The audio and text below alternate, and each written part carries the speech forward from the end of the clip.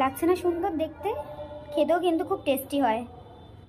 এখানে আমি একটা ডিম সেদ্ধ করে নিয়েছি, আর এখানে আমি কিছুটা ক্যাপসিকাম আর একটা গোটা পেঁয়াজ কেটে হালকা বিট নুন দিয়ে ফ্রাই করে নিচ্ছি। এবার এখানে আমি 4 পিস ব্রেড নিয়েছি, তার ধারগুলো কেটে নিয়েছি। আর এখানে ডিম সেদ্ধ যেটা ছিল সেটাকেও পিস পিস করে একদম স্লাইস করে কেটে রেখে দিয়েছি। এবার আমি এর মধ্যে দেব টমেটো কেচাপ আর মেয়োনিজ। এই যে এখানে আমি টমেটো কেচাপ আর মেয়োনিজ দিয়ে দিচ্ছি। এবার আমি পুরোটাকে ভালো করে ব্রেডের মধ্যে মিশিয়ে নেব। এই যে আমার 4 পিস ব্রেডের মধ্যে মেয়োনিজ আর কেচাপ ভালো করে মেশানো হয়ে গেছে। এবার আমি এর মধ্যে এই যে গাজর আর পেঁয়াজ ফ্রাই করে রেখেছিলাম তার উপরে উপরে দিয়ে দেব। এবার আমি দিয়ে দেবো এর মধ্যে কেটে রাখা ডিম সেদ্ধগুলো।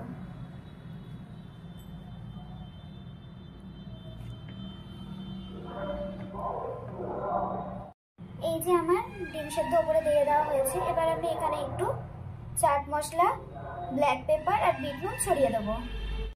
দিয়ে দেওয়া হয়ে গেছে চাট মশলা, বিট নুন আর ব্ল্যাক পেপার। এই যে এবার এই ব্রেডটা দিয়ে এর মধ্যে ঢেকে দিলাম।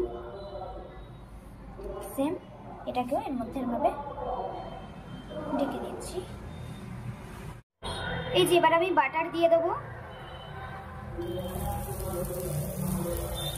বাইরে এত আওয়াজ হওয়ার কারণ হচ্ছে আজকে 31st নাইট, তো পাশেই প্রোগ্রাম হচ্ছে বলে এত আওয়াজ হচ্ছে, নাচ গান হবে। এবার আমি ব্রেডটাকে এর মধ্যে দিয়ে দেবো। দিয়ে দিলাম, একটা সাইড হবে, আবার উল্টে আর এক সাইড দিয়ে দেবো।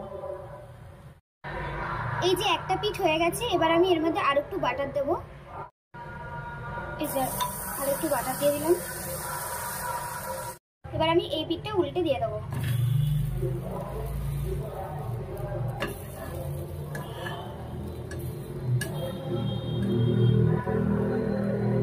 এভাবে আর একটা স্যান্ডউইচ আমি ভেজে নেব।